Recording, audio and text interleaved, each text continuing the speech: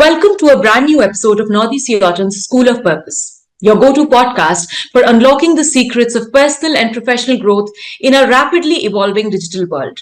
I'm your host Mansi, and today we are diving deep into a topic that's reshaping the business landscape: transforming client relationships in the digital age. In a world where emojis often replace handshakes and Zoom calls stand in for coffee meetings, navigating client relationships has become a whole new ballgame. It's exciting, sure, but let's be honest, it can also be pretty tricky. And that is why I'm thrilled to introduce our guest today. Jitendra Kumar is the Director of Agency Solutions at Google, and I'm proud to say so, a close and dear friend. With over 20 years in the industry, Jitendra has seen firsthand how digital transformation has reshaped the way we connect with clients. Not only that, he has a proven track record in driving growth and success for mid-market businesses and large independent agencies who manage these businesses through strong customer-centric strategies. So please join me in welcoming Jitendra, and together let's explore the evolving universe of client partnerships in a hyper-connected world.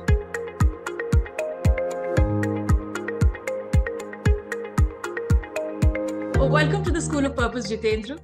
Here we try and dive deep into the minds shaping our digital future, and we are absolutely thrilled to have you with us today.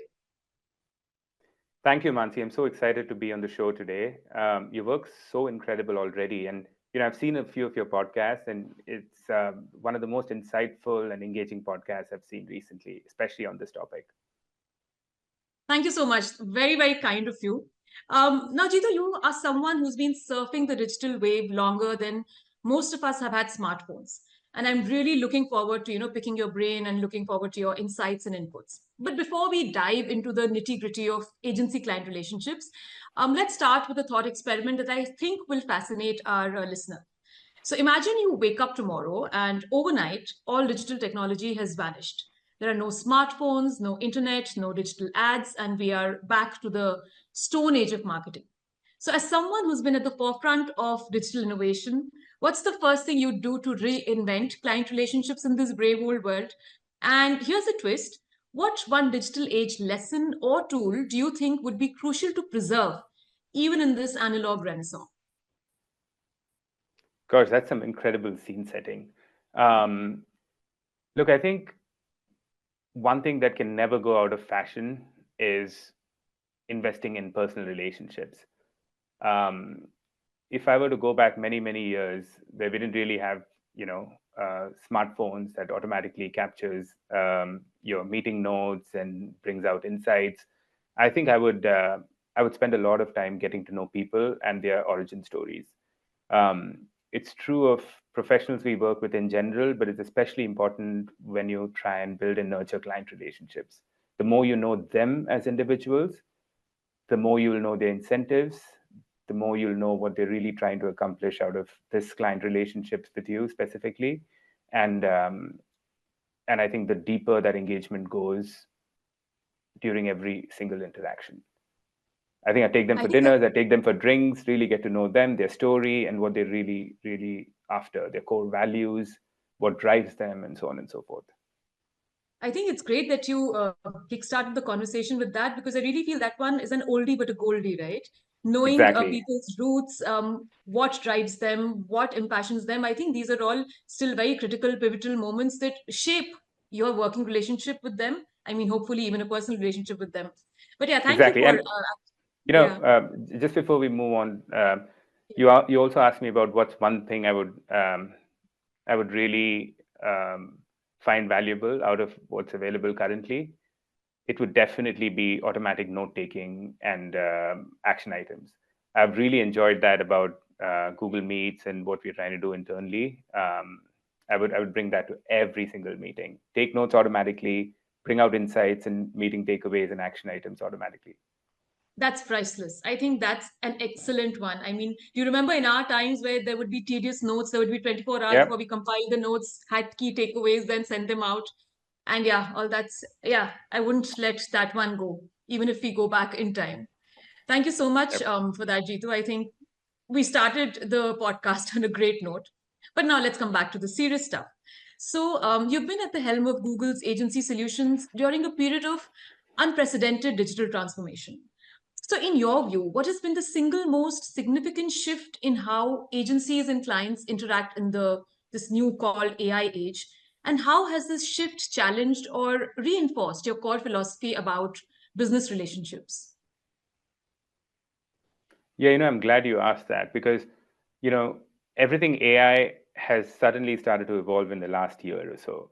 And, by virtue of working with some of the most cutting edge tech agencies in the country here in the US, um, what I've realized is everybody is still trying to figure it out, you know.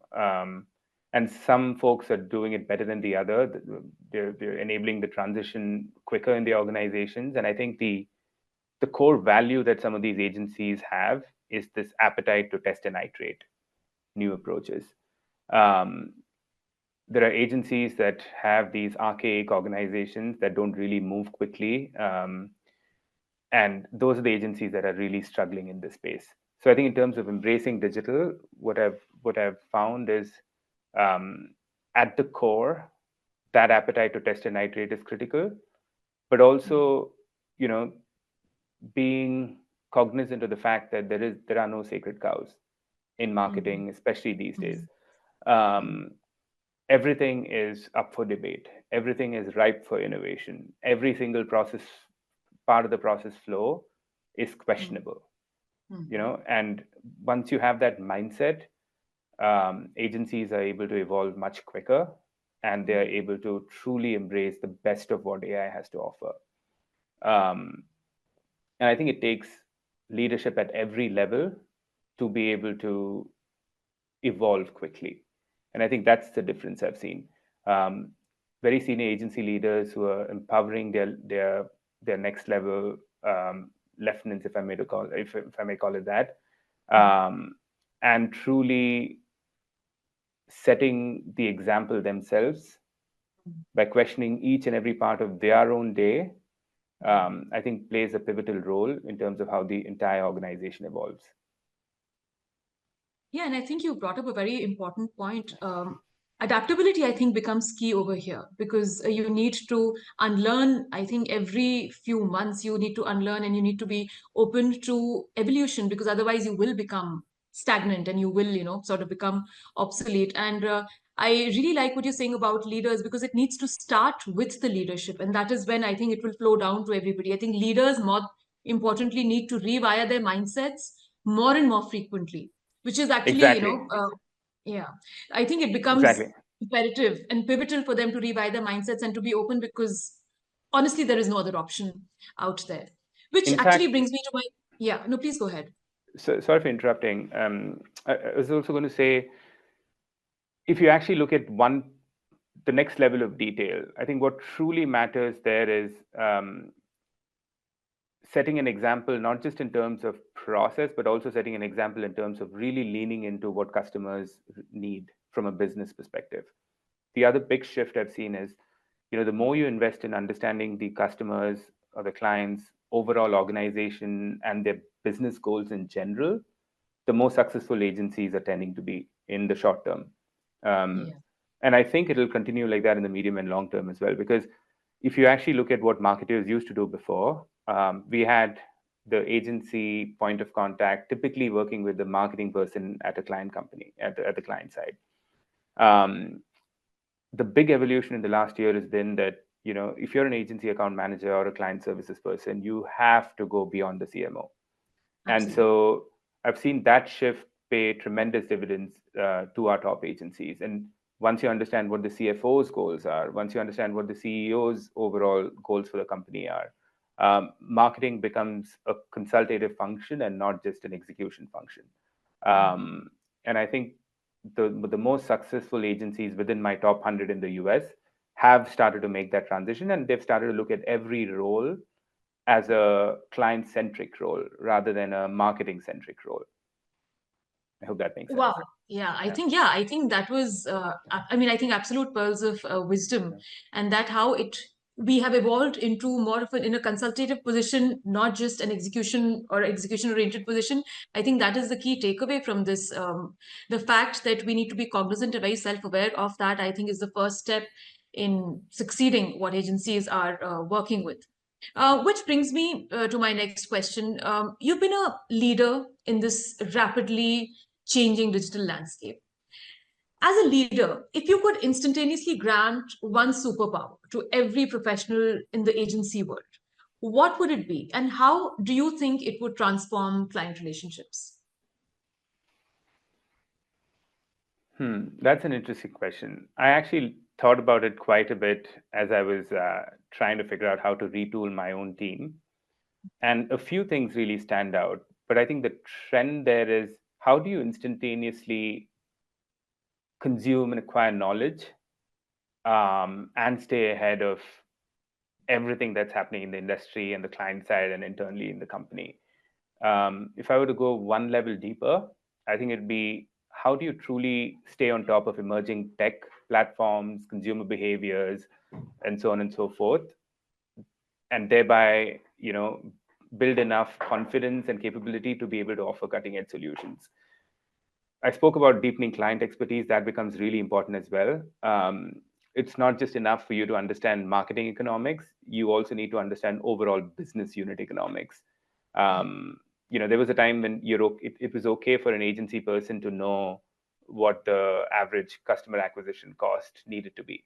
But you need to go way beyond that. You need to truly understand what this business is out to achieve in the next quarter, next 6 months, next year. You need to understand what the benchmarks in that industry are in general for growth, for customer growth in general, for business growth in general. You need to understand what the critical partnerships within that company are, who the suppliers are, what the supply chain looks like. To be able to truly deepen client expertise becomes a superpower to everybody who's working with that client, because everything else, frankly, becomes commoditized pretty quickly. And then Yeah. I think, Yeah. sorry, go ahead. No, go ahead. Go ahead. I'll just add my bit later. Yeah, no, the couple other things that stand out are, one, being able to problem solve multidimensionally. I think we were trained, as we were growing up in digital marketing, a problem was given to you and you had to quickly find a solution to it, and tended to be very tactical. But how do you truly understand complex business problems? Again, you need to develop your business acumen to be able to appreciate those problems more broadly, but also solve them multidimensionally. There are multiple solutions out there. How do you prioritize based on feasibility and impact? I think becomes another really important skill to develop in this new day and age. Yeah, and I think it's a labyrinth we are navigating, right? You cannot afford to be in a silo anymore. It needs to be, as you said, multidimensional. And I really feel we're at a stage where there are no wrong answers, there are no wrong solutions. It's just that what works for you better. The wisdom to know that, the intelligence to know that, I think becomes key. Um, Exactly. I think at the base of everything that you're saying, one thing that is coming out more and more is relationships, the importance of relationships, not just within one section or one department, but a holistic, more comprehensive relationship building exercise. And I mean, as we both know, relationships are the spice of life and the occasional heartburn of business as well. Your role, I'm pretty sure, gives you a unique perspective on client relationships. How have you seen these so-called digital age romances evolve, and what unexpected plot twists have emerged, in your opinion? Yeah, look, on relationships, I think we just spoke about it briefly, but I'd like to go in the next level of detail. Um, Marketing relationships often centered around, do you understand the chief marketing officer's goals? Like I said, it's definitely expanded beyond that. But then one of the trends we've seen in the agency space recently, just to elaborate that point further, is we did a churn analysis of clients who leave agencies. And we have the good fortune of working with tens of thousands of Google customers who choose agencies, switch agencies, fire agencies. And when we did this comprehensive study, the single most important thing that stood out was, do you have deep relationships with multiple functions within an organization? And it's usually, if the CMO leaves, they fire the agency and they go um, find another agency to work with. Actually, what's even more prevalent is there is a deep relationship between the CMO and a particular agency, and they take that agency to any company that they go to. That's actually more prevalent. And if that's the case, then you want to make sure that you invest in that relationship more broadly. Because if you're an agency and you get fired because the CMO moved to another company, right? You would have done so much better if you had relationships with the CFO and the CEO of that company. Exactly. Because there are two repercussions there, right? One, you being embedded with the broader company in general, you offered a ton more value, not just in the short term, but over a strategic level, over a very, very long period of time. Because in many cases, some of these strategic bets take quarters to evolve, years to evolve. And if you have that level of embedded relationship, you should be able to strike a ton of value to the company more broadly. And so if the CMO leaves, it doesn't really matter. You're deeply integrated within the strategic outcomes of the company, that the company finds you very valuable over years, right? So that's the first thing. The second thing is how data and analytics have shaped agency organizations and customer organizations together. If you have access to the company's first party data, for instance, you're adding a ton more value to that campaign, right? You're adding a ton more value to the company because you can assess, critical metrics like lifetime value of a customer. You can assess who the most valuable audiences are to target, and those are great examples of how you're building deeper integrations within the company. Now, if you want to be really good at data and analytics, and if you're able to truly drive deep measurement with the company through your first party data integration, you need to have a CTO relationship. And if you do have that and you're syncing your systems with the customer CRM, the CMO doesn't really matter anymore beyond a certain point, right? You're deeply integrated with the company, its data, its customers, and therefore your stickiness to the company increases quite drastically, pretty much overnight.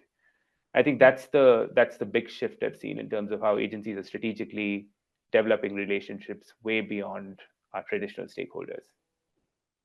Wow. And I think at the core of it lies the fact that it's the relationships that you build that actually make you irreplaceable. I think that becomes a very important. Exactly. Yeah. Talking about shifts, Jitu, let's address the burning topic of the moment, or maybe even the decade, artificial intelligence.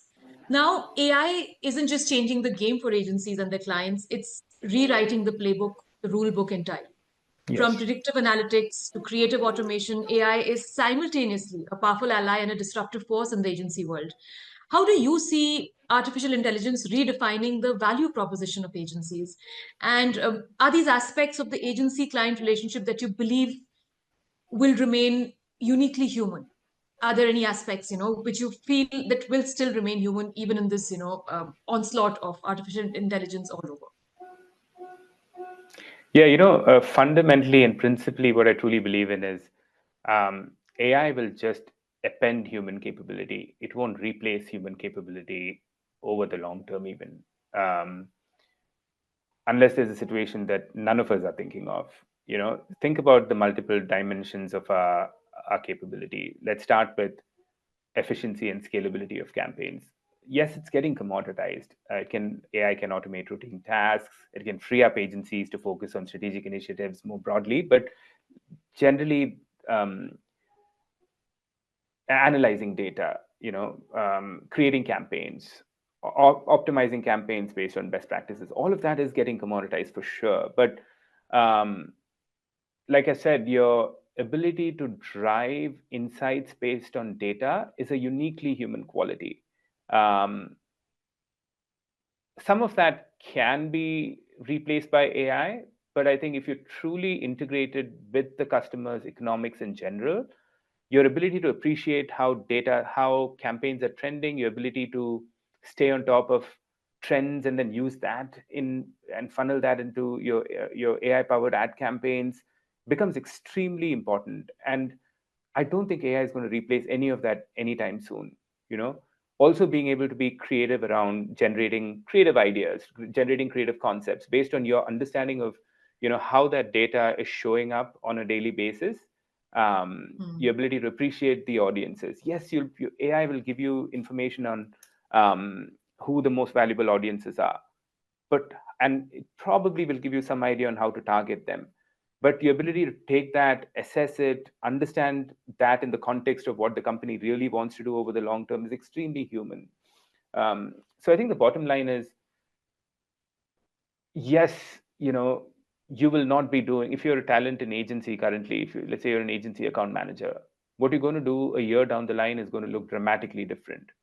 But I think it's also going to be dramatically more strategic, which is great for human progress in general, right? You want to be exercising your creativity. You want to be exercising your unique ability to connect the dots. I don't see AI doing any of that anytime soon. And I think one thing to think about is the AI is also very dependent on humans for their inputs, right? So, for example, Exactly. even So it's well something said. as simple, the prompt Yeah. that one person may give might be very different from a prompt the other person give. I mean, what is sauce for the goose is not necessarily sauce for the gander. And I think even your well thought out prompts and how I think insightful your prompts are is, I mean, totally sort of dictates the output that you will get. So that's where the human element still comes in, right? If you want a robotic, impersonalized thing, or how else can you sort of tailor the answers or tailor the responses according to you? I think that still remains a uniquely human trait, and thank God for that. So, Okay. Jeetu, one very important aspect is that AI has the potential to level the playing field between large and small agencies. How do you see this technological democratization impacting the agency ecosystem? And what opportunities or challenges or roadblocks does this present for Google's agency partnerships? Oh gosh, that's such a pertinent question. Um, we work with the top 150 agencies in the country, and there are, like I said earlier, there are about 10,000 agencies. And how do you pick the top 150 every year? It's usually based on how much they invest with Google advertising, but there are multiple other factors um, that are less important. And I've never seen a situation like the situation we're in today, because um, the top 100 changes so often. The top 10 or 20 doesn't really, but the number 21 to number 80 in the US changes so quickly. And it's been happening in the last year or two because of the advent of AI. And I'll tell you, I think there are a few reasons for it. One, you know, a lot of agencies evolved in size and capability, usually based on their ability to execute campaigns really well. A lot of that is now commoditized. So then, what do you do to separate yourself? Right? It's talent is not a differentiator anymore.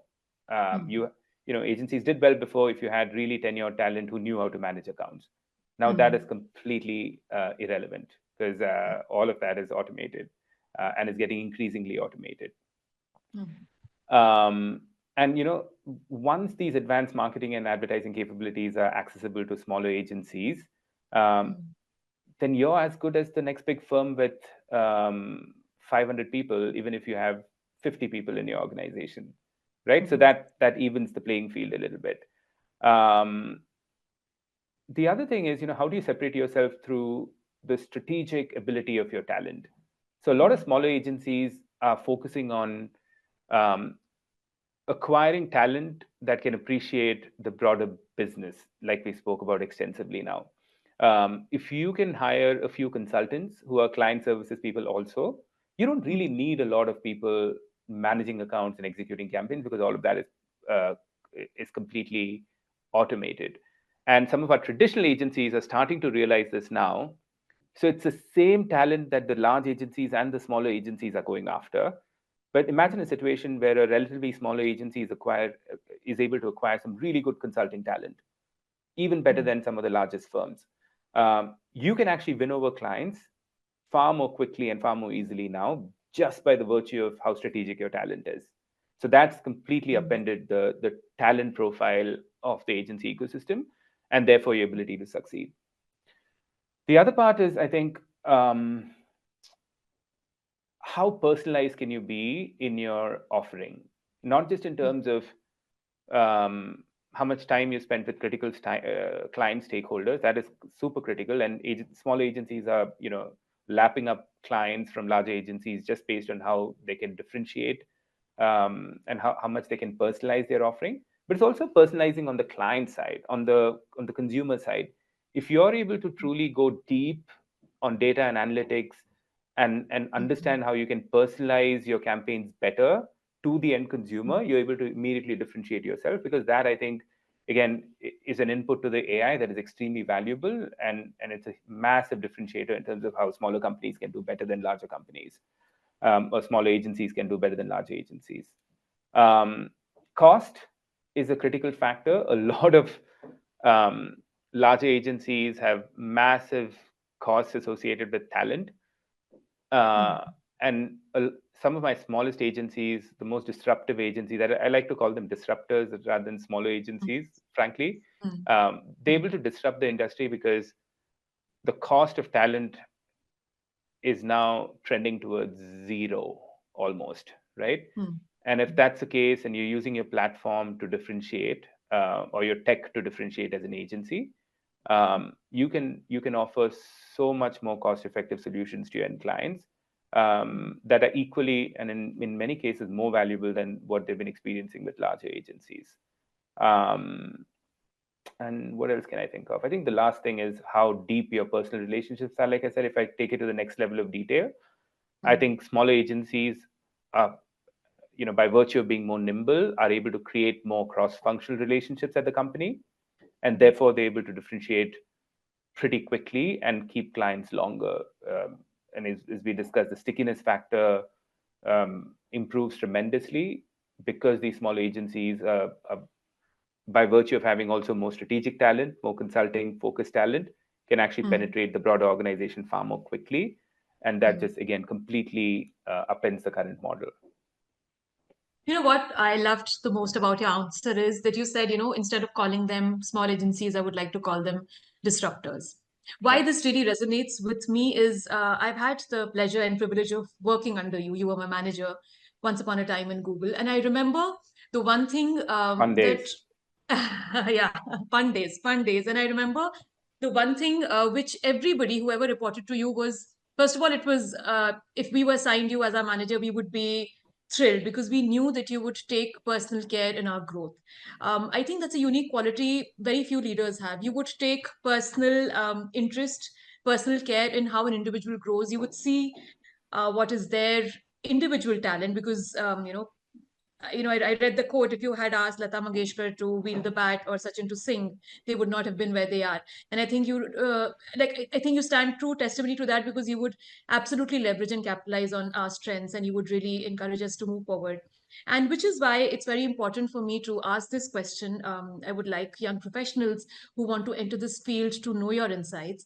That what would be your advice to give young professionals or young entrants to this field? What words of wisdom would you have for them that you would like them to take away?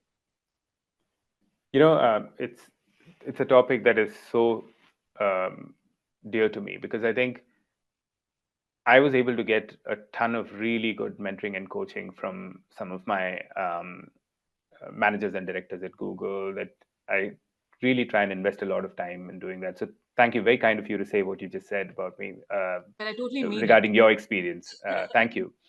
Look, I think the advice that I've gotten recently, and the advice I try and pass on to new career professionals, especially in our field, is your appreciation of the broader context matters now more than ever before. And we spoke about this extensively in our chat today. If I were in my early 20s, what I would truly invest in is a lot of cross-functional experience and a lot of cross-industry exposure. So this is very different from how we built our careers in digital back in the day, where we looked at digital, we looked at a few dimensions of that industry, and we said, account management, we'll crush it. In 3 years, we'll get really good at account management. And then the next 3 years, we'll get really good at client relationship management. And then in the 3 years after, we'll start picking up people management nuances and become good managers, right? Yeah. All of that is completely changed model wise, and it's now about um, how deeply can you appreciate broader business context. So in Mm, many ways, it's not very different from consulting experiences that people have in the big five consulting companies, let's say, right? mm, Where mm, you spend a lot of time understanding different functions. For example, you do projects that are sales focused, you do some marketing focused projects, and then they move you into finance, right? And then they mm, move you into HR. So you get exposure into all these different functions very early in your career. mm, Um, and if you look at another dimension, it's the vertical expertise. mm, So again, in consulting, if you're an early consulting professional from a business school, mm, they'll take you into the media and entertainment industry. Then they'll take you into the retail space. Then they'll take you into the travel space.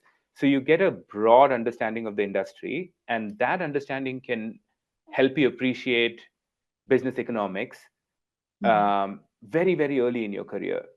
So you start looking at company portfolios, you look at customer mix, you look at seasonality in travel, and you appreciate all of that so broadly, so early on, that when you mm, actually become more tenured in your career, you can actually get into any environment and dissect businesses really well.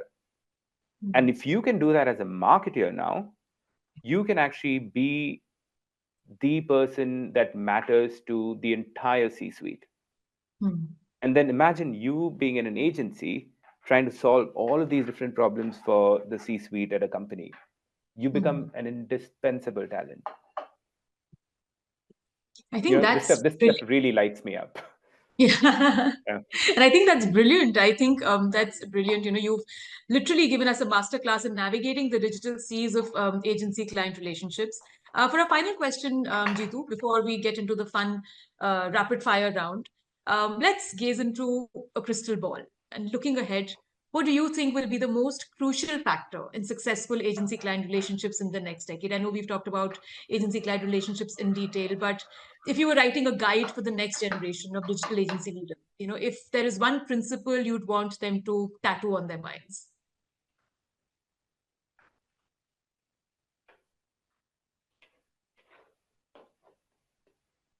I would say invest in the depth of your Hmm. client's business. Okay. It I think wraps up that's a good everything we spoke about neatly, yeah. but Hmm. do that all day Hmm. and you're going to be indispensable as a agency talent, as an agency, as a marketer. That Hmm. is what is going to differentiate you and everybody else. And if I were to add one more thing to it, I'd Hmm. say it's stay on top of trends, and that'd be industry trends, consumer trends, competitor trends. That was important before, it's crucial now. Crucial now. I think the ability to consume knowledge and the not just the ability, the willingness to consume knowledge, I think is now becoming irreplaceable. It's not something you Yep. can do without. Thank you so much for that, Jitu. And, I think we are all born on a healthy dose of Bollywood. So, in a very Karan Johar-esque, kind of turn of events, I just wanted to have like a quick rapid fire section. This will be like a fun section where you can just give me quick answers. These Okay. might not be very serious or work related, but yeah, I would just Mm-hmm. let our audience know the whole personal, quirky, humorous side of you that I know, and I would like them to know that. So, quickly, if your career in digital agency solutions was a movie, what would be its title and who would play you in it? Okay, that's interesting. Have you watched Pitch Perfect? I have. Oh, Okay, yes. That's so a good one. I think my movie would be called Plan Perfect, and it would Yeah. have Ryan Reynolds starring in it because he's such a Yeah, that's ambitious. digital marketing stalwart these days. Yeah. Yeah, he's a lot of fun. Yeah, he's a lot of fun, like maybe give it like a Deadpool twist. Okay. If you could describe your leadership style as a cuisine, what would it Mm. be and why? Oh, definitely Indian fusion. Um, it's um, it's so interesting because everything you do here has so much dependency on the research, um, in general in the academic field. So, for example, radical candor is such an important concept here in leadership in the US. And everybody talks about radical candor all day. But then I try and infuse it with Eastern leadership concepts, Yeah. everything but, and that brings a ton of flavor that is completely unexpected. But I think we have a lot of value in our Eastern leadership concepts. Think about Chanakya and all of his Absolutely. insights. I try and bring a lot of that and add that with stuff like radical I'm sure candor, you and it do. I tends to work. believe it. I believe you when you say you do, because I remember quotes and proverbs and words of wisdom being used in meetings. So yeah, I really believe that, and I envy your team right now. Okay, what's the most unusual object on your desk, and how does it relate to your work philosophy? I don't know if it's unusual, but I have a ton of fountain pens lying around my desk all the time. And Okay. what does it signify? It probably signifies that there is beauty in the old, right? Hmm? Yeah. There's a ton of pain people take to make these things mostly by hand. Yeah. And there's a beauty and charm in using ink and Yeah. nibs and stuff like that. That again, that was your first question, right? I mean, what do you retain of the old, even in this day and age? It reminds me of the fact that we've all come such a long way, but then we shouldn't change ourselves too much as individuals, because the old is again fashionable, especially in terms of client relationships and investing in them and knowing people as people more Yeah. than knowing them as just clients alone. Yeah. I mean, your roots matter, right? That doesn't get old with Yep, time. Yeah. yep, Okay. yep. And the last question, if you had to give a TED talk on something completely unrelated to your job, what would it be? Apart from fountain pens, let's see, maybe mechanical watches. Again, I'm an old soul, clearly. You are an old soul, Jitu. Thank you so much for taking us Did on I this win the hamper? exhilarating journey. But you absolutely won my vote. And if there was a hamper, you would get it. Thank you so much, Jitu, for Thank you. taking us on this exhilarating journey through the ever evolving landscape of agency client relationships in this AI age. From reimagining marketing in a tech free world to exploring the transformative power of AI, your insights have been really and truly illuminating. And to our audience, we hope this conversation has sparked new ideas and perspectives on navigating the complex world of digital marketing. As Jitu so eloquently put it, you can win over clients and catalyze professional relationships with how strategic your talent is. So thank you for listening. A special thanks again to you, Jitu. Thank you for being here. Your insights have truly been invaluable, and we are grateful for your time and expertise. Until next time, Thank this you. is Mansi signing off. Thank you, Mansi.